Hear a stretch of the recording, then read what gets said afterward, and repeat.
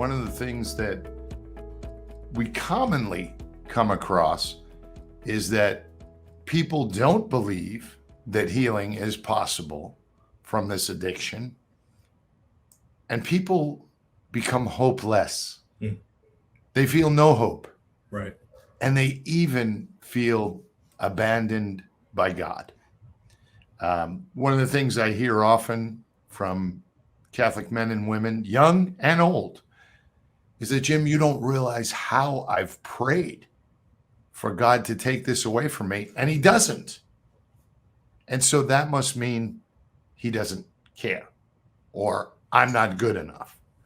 And so this conversation that we're going to have today, Jordan, I really think can bless a lot of people. So I'm so thankful to you.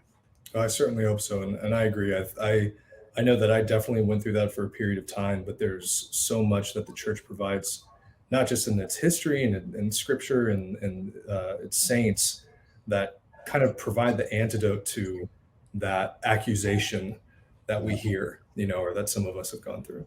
And it is an accusation, and it is not from God. Right. We'll get more into that. So tell us a little bit about your story, Jordan. Well, so the quick and dirty of it is I got addicted to pornography at a very young age, very, very young age. And it was something that carried over throughout my adulthood. I became a police officer for a number of years, and I didn't realize that the pornography addiction became a kind of a coping mechanism, where some people will describe it as self-medication. It was more of a self-inebriation is what I would describe it as, inebriating from the different things that I couldn't necessarily, I didn't have the tools, or I wasn't equipped enough to deal with, whether that be stress or sadness or all these different things, including even a result of the addiction and some of the other things that came with it, a divorce. And having to really learn how to navigate those waters. So it was a struggle for a very long time. And as I mentioned when we were talking beforehand, I was very blessed to spend time with what I believe are some of the greatest minds in addiction recovery and therapy on the planet. And from there, it just became this journey back to the church and back to the faith. I'd fallen away for a period of time. And just constant healing, and even to this day, still healing, because as you know, it's something that never ends. Yeah. So one of the things that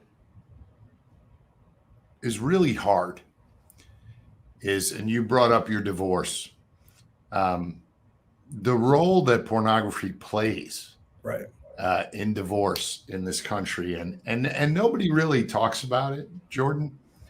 But the American Association of Matrimonial Lawyers, nice name for divorce lawyers, right? They say that in up to, I want to say it's almost 2/3 of divorces, pornography has had some role. Right. Are you comfortable speaking about your own experience with that? Yeah, of course. No, I mean, it's not just the pornography. So the pornography is really a symptom of a much larger issue. So there's, a lot of wounds that someone might be experiencing, mine in particular was a wound of self-worth, which stemmed from a really rough childhood that I had, and different things that happened in my childhood where I believed this lie that I did not have any worth, that I wasn't worth anything. And that manifested, and at the time, and of course, a lot of people don't know, but at the time, you don't have the language or the understanding to navigate those waters, right? And so these wounds fester and the symptoms manifest in different ways. And as I mentioned, the self-inebriation through pornography, well, that's just a symptom. What else is going on? It's lies, it's shame, it's self-hatred, it's all these different things that encompass this one activity, or that maybe point to the activity, if that kind of makes sense. Yeah.